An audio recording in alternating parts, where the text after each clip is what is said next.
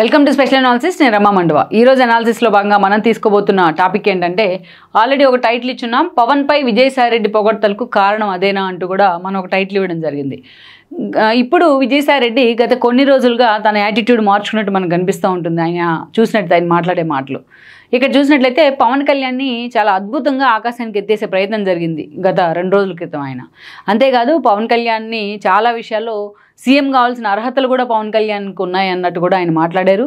అంతేకాదు పవన్ కళ్యాణ్ని పరిపాలన చాలా బాగుంది, పవన్ కళ్యాణ్ చాలా ఫర్మ్గా ఉన్నారు చాలా విషయాల్లో అంటూ విజయసాయిరెడ్డి పవన్ కళ్యాణ్ని ఆకాశానికి ఎత్తేసారు. అయితే ఇక్కడే చాలామందికి అర్థం కాదు ఏంటంటే, విజయసాయిరెడ్డి పవన్ కళ్యాణ్ని వ్యంగ్యంగా మాట్లాడారా, నిజంగానే పవన్ కళ్యాణ్ని పొగిడే ప్రయత్నం చేశారనేది చాలామందికి అర్థం కాని విషయం. కానీ అసలు పవన్ కళ్యాణ్ మీద అంత హఠాత్తుగా విజయసాయిరెడ్డి ఎందుకు పొగడ్తలు కురిపించారు అనేది చాలామందికి అర్థం కావట్లేదు. ఈ వీడియో మీకు నచ్చినట్లయితే please share, like and subscribe R24 Telugu. ఇక్కడ చూసినట్లయితే మరోసారి విజయసాయిరెడ్డికి జగన్మోహన్ రెడ్డి ఉత్తరాంధ్ర బాధ్యతలు ఇచ్చున్నారు. గతంలో పార్టీలో ప్రధాన కార్యదర్శి పదవి నుంచి రాజ్యసభ దాకా ఎదిగారు విజయసాయిరెడ్డి. జగన్ పక్కన జైల్మేట్గా ఉన్న విజయసాయిరెడ్డిని జగన్మోహన్ రెడ్డి రాజ్యసభకి పంపించారు. ఆ రుణం తీర్చుకునే ప్రయత్నం చేశారు విజయసాయిరెడ్డి. ప్రశాంత్ కిషోర్ లాంటి వాళ్ళని పార్టీ వ్యూహకర్తగా ఒప్పించడంలో కూడా ఆయన సక్సెస్ అవ్వడం జరిగింది. 2019లో జగన్మోహన్ రెడ్డి 151 సీట్లతో ఒక థంబింగ్ మెజారిటీతో సీఎం కావడం వెనుక విజయసాయిరెడ్డి పాత్ర చాలా ఉంది.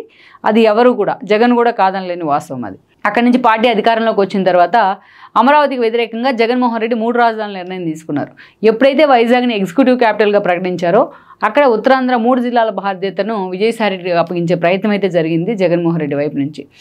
సీఎంఓ నుంచి జగన్మోహన్ రెడ్డికి దగ్గరగా విజయసాయిరెడ్డి లేకుండా ఆయన పక్కకు పంపించడంలో సజ్జల అండ్ భారతి సక్సెస్ అయ్యారనేది అందరికీ తెలుసు.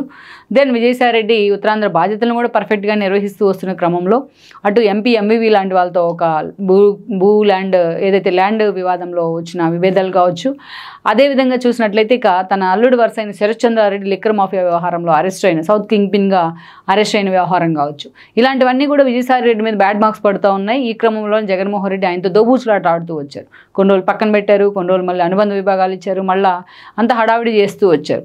ఇక రాజ్యసభను అయితే మాత్రం రెన్యువల్ చేశారు విజయసాయిరెడ్డికి. మొన్నటి ఎన్నికల సమయంలో విజయసాయిరెడ్డిని దగ్గర పెట్టుకోకుండా పూర్తిగా సకల శాఖ మంత్రి అని ప్రతిపక్షాలతో పిలిపించుకున్న సజ్జలకే బాధ్యతలు ఇవ్వడం జరిగింది. దాని రెప్లికా కనిపించింది. ఈరోజు పార్టీ 11 సీట్లకే పరిమితమైంది. ఏదైతే విజయసాయిరెడ్డి దగ్గరుంటే జగన్మోహన్ రెడ్డి అధికారంలోకి వచ్చారు, సజ్జల దగ్గరుంటే జగన్మోహన్ రెడ్డి ఓడిపోయారన్న అపప్రదన అయితే ఆయన మూట కట్టుకున్నారు. దాన్ని అక్కడి నుంచి చూసినట్లయితే ఈ రోజున ఎప్పుడైతే పార్టీ ప్రతిపక్షానికి పరిమితమైందో కొన్ని రోజుల పాటు విజయసాయిరెడ్డి సైలెంట్ అయ్యారు. అందుకు కారణం ఏంటంటే, ప్రత్యేకించి వేమిరెడ్డి ప్రభాకర్ రెడ్డి అనే వ్యక్తిని 2019 ఎన్నికల కంటే ముందు వైఎస్ఆర్సీపీలోకి తీసుకొచ్చింది విజయసాయిరెడ్డి. ఎందుకంటే ఒకటే జిల్లా, వాళ్ళది నెల్లూరు జిల్లా, ఎంతో అసోసియేషన్ కూడా ఉంది వాళ్ళిద్దరి మధ్య. టీడీపీలోకి వెళ్ళాలనుకుంటున్న వేమిరెడ్డిని తీసుకొచ్చి వైఎస్ఆర్సీపీలోకి చేర్పించాడు ఆయన. బట్ అలాంటి వేమిరెడ్డికి జగన్మోహన్ రెడ్డి రాజ్యసభ టికెట్ కూడా ఇవ్వడం జరిగింది. మొన్నటి ఎన్నికల కంటే ముందు నెల్లూరు సిటీ టికెట్ తన భార్యకి ఇవ్వాలని కూడా వేమిరెడ్డి ప్రశాంత్కి ఇవ్వాలని కూడా ఆయన డిమాండ్ చేసిన పక్షంలో ఎవరైతే ఆయన లైట్ తీసుకునే ప్రయత్నం జరిగింది జగన్మోహన్ రెడ్డి వైపు నుంచి వేమిరెడ్డి ఫ్యామిలీని. వేమిరెడ్డిని పాపం పార్టీ వదిలిపోతుంటే ఆయన హోల్డ్ చేసేందుకు విజయసాయిరెడ్డి లాస్ట్ మీట్ వరకు ప్రయత్నం చేశాడు. కానీ జగన్మోహన్ రెడ్డి మాత్రం వాళ్ళిద్దరిని కూడా లైట్ తీసుకున్నారు. ఇక వన్స్ వేమిరెడ్డి వెళ్ళిన తర్వాత ఆయనకి ఎంపీ టికెట్, వాళ్ళ ఆవిడకి కొవ్వూరు ఎమ్మెల్యే టికెట్ కూడా టీడీపీ ప్రకటన చేసింది. ఇక ఏకంగా వేమిరెడ్డి ప్రభాకర్ రెడ్డి మీద అక్కడ ఎవరు పోటీ చేసే సీన్ లేని పక్షంలో జగన్మోహన్ రెడ్డి చివరిగా విజయసాయిరెడ్డి మీదే ఫోకస్ పెట్టారు. విజయసాయిరెడ్డికి ఇష్టం లేకపోయినా పాపం ఎంపీగా పోటీ చేయటం, ఎందుకంటే ఆయన ఎప్పుడు ప్రత్యక్ష ఎన్నికల నుంచి పోటీ చేయలేదు, ఎప్పుడు రాజ్యసభ సభ్యుడిగానే ఉన్నారు చట్టసభలను రిప్రజెంట్ చేస్తూ. ఆ విజయసాయిరెడ్డిని తీసుకెళ్లి నెల్లూరులో ప్లాన్ చేసే ప్రయత్నం జరిగింది. ఒక మాటలో చెప్పాలంటే విజయసాయిరెడ్డికి నెల్లూరులో బలవంత పెళ్లి చేశారు జగన్మోహన్ రెడ్డి. సో ఆ ప్రచారంలోనే అది కనిపించింది. విజయసాయిరెడ్డికి రిజల్ట్ ఎలా రాబోతుంది అనేది. వేమిరెడ్డి హవా ముందు విజయసాయిరెడ్డి గెలవలేకపోయారు. ఇక ఓడిపోయిన తర్వాత తన రాజ్యసభలోనే ఆయన కంటిన్యూ అవుతూ ఉన్నారు. అయితే జగన్మోహన్ రెడ్డి తను పక్కన పెట్టినా, తన దగ్గరికి తీయిపోయినా, తారకరత్న మరణం సమయంలో విజయసాయిరెడ్డి లాంటి వాళ్ళని జగన్మోహన్ రెడ్డి అపార్థం చేసుకున్నా, ఇన్ని జరుగుతున్నా పాపం ఆయన పార్టీని అంటిపెట్టుకునే ఉన్నారు, అంతే లాయల్టీ ప్రదర్శిస్తూ వచ్చారు. కానీ ఎప్పుడైతే పార్టీ ప్రతిపక్షానికి పరిమితం అయిన తర్వాత వైజాగ్ భూముల వ్యవహారం, ఎండోన్మెంట్ భూముల వ్యవహారంలో విజయసాయిరెడ్డి మీద విమర్శలు వచ్చిన క్రమంలో ఆ పార్టీ నేతలే ఆయన మీద ఆ స్థాయిలో దాడి చేసే ప్రయత్నం జరిగింది. ఒక సోషల్ మీడియా వేదికగా కూడా విజయసాయిరెడ్డి మీద పద్ధతి ప్రకారం దాడి జరిగింది. టీడీపీ అనుకూల మీడియాకు విజయసాయిరెడ్డి అంటే గిట్టని వాళ్ళే కొన్ని లీక్లు ఇచ్చి మరీ ఆ స్థాయిలో ఆయన మీద ఆయన క్యారెక్టర్ని బ్యాడ్ చేసే ప్రయత్నం చేశారని విజయసాయిరెడ్డి చాలా సన్నిహితుల వద్ద కూడా వాపోతూ వచ్చారు. అలాగే సో అటు సుబ్బారెడ్డి ఇటు సజ్జల లాంటి వాళ్ళే తనని బయటికి పంపించే ప్రయత్నం చేస్తున్నారు పార్టీలోనే అని చెప్పి కూడా పాపం ఆయన మదన పడ్డారు. ఈ క్రమంలోనే జగన్మోహన్ రెడ్డి కనీసం ఆయనకు మద్దతు తెలిపే ప్రయత్నం చేయలేదు. ఆ పార్టీలో ఉన్న జగన్మోహన్ రెడ్డి కోటరీలో ఉన్న మిగతా నేతలు కూడా విజయసాయిరెడ్డికి అండగా నిలబడలేదు. ఈ క్రమంలోనే విజయసాయిరెడ్డి అటు వైసీపీ నుంచి ఎగ్జిట్ అయిపోయి అటు బీజేపీలోకి వెళ్ళాలని కూడా డెసిషన్ తీసుకున్నారు. బట్ బీజేపీలో అమిత్ షాని కలిశారు. ఆయన రాజ్యసభను వదులుకుంటాను, ప్రతిఫలంగా గవర్నర్ లాంటి ఒక పదవి ఇవ్వాలని కూడా ఆయన కోరడం జరిగింది. విజయసాయిరెడ్డి ఎప్పుడు వచ్చినా ఆయన అదే స్థాయిలో పార్టీకి తీసుకునేందుకు కూడా ఈరోజు బీజేపీ సిద్ధంగా ఉంది. ఇది స్మెల్ చేసిన జగన్మోహన్ రెడ్డి కావాలని ఆయనకు మళ్ళీ ఉత్తరాంధ్ర బాధ్యతలు ఇచ్చారు. ఇక జగన్మోహన్ రెడ్డిని కాదనలేని పరిస్థితుల్లో ఈరోజు విజయసాయిరెడ్డి మళ్ళీ పార్టీలో యాక్టివ్ అవుతూ ఉన్నారు. ఇలాంటి సందర్భంలోనే ఆయన పవన్ కళ్యాణ్ని ఆకాశానికి ఎత్తేయడం జరిగింది. ఇక్కడే చాలామందికి అర్థం కాని ట్విస్ట్ ఏంటంటే పవన్ కళ్యాణ్ బీజేపీతో అంత క్లోజ్ కాబట్టి ఆ స్థాయిలో పవన్ కళ్యాణ్ ఆయన ఆకాశానికి ఎత్తేసే ప్రయత్నం చేస్తున్నారని చాలామంది అనుకుంటూ ఉన్నారు. కానీ ఇక్కడ చంద్రబాబు ఇన్ఎఫిషియన్సీ అని చెప్పడానికే విజయసాయిరెడ్డి పవన్ కళ్యాణ్ని పొగుడుతూ ఉన్నారనేది ఒక చర్చ.